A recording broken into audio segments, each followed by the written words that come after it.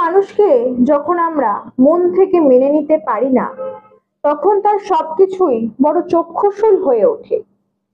কিন্তু সেই চক্ষুশূল মানুষটাকেই যখন কোনো নিষ্ঠাবান ব্রাহ্মণ দেবী স্বরূপ মাতৃ আসনে বসায়, তখন তার আর কোনো দিকেই আমরা খুঁত দেখতে পাই না। এ কেমন বিচার, এ কেমন দৃষ্টিভঙ্গি আমাদের। কথা হবে আজকে সেই বিষয় নিয়ে, আজকের গল্পও তাই নিয়ে।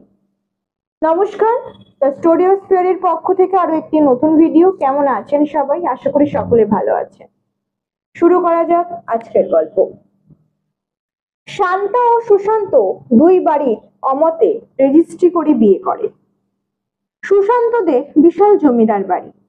সুশান্তর বাবা 7 ভাই, 6 জন জীবিত, তাদের 7 স্ত্রী বর্তমান। আগের পুরুষের আছেন এক পিসি ঠাকুমা। সবাই একই বাড়িতে থাকে। শান্তা একটি কলেজের অধ্যাপিকা। সুশান্তদের বাড়িতে এই প্রথম কোনো বউ যে এতদূর লেখাপড়া করেছে। সুশান্ত ভেবেছিল বউ যেহেতু চাকরি করে, তাই তাকে সবাই আদর সম্মান করেই রাখবে। কিন্তু সংসারে এসে শান্তা বুঝলো লেখাপড়ার চেয়ে বংশ, পরিবার, হাতের কাজ, রূপ, গায়ের রং অনেক বেশি প্রাধান্য পায়। শান্তার শাশুড়ি মানে সুশান্তর মা প্রায় সবসময় কোনো না কোনো বিষয় নিয়ে শান্তাকে দু এক কথা শুনিয়ে দিত। এভাবে বেশ কিছুদিন চলার পর তারানাথ ভট্টাচার্য ও তার স্ত্রীর সাথে আলাপ হয় শান্তার। সুশান্তদের বাড়ির ঠিক পিছনেই বাড়ি এই ভট্টাচার্য দম্পতি। তারানাথ বাবু খুব সুন্দর পুজো করেন। পুজোর ভোগ প্রায় আসে সুশান্তদের বাড়িতে। আর সেই সূত্রেই শান্তার সাথে পরিচয় হয় ভট্টাচার্য দম্পতি। প্রথম যেদিন তারানাথ ভট্টাচার্যের বাড়ি শান্তা পুজো দিতে যায়, সেদিনই তারানাথের তাকে দেখতে মনে হয়েছিল এ তো সাক্ষাৎ লক্ষ্মী ও সরস্বতী।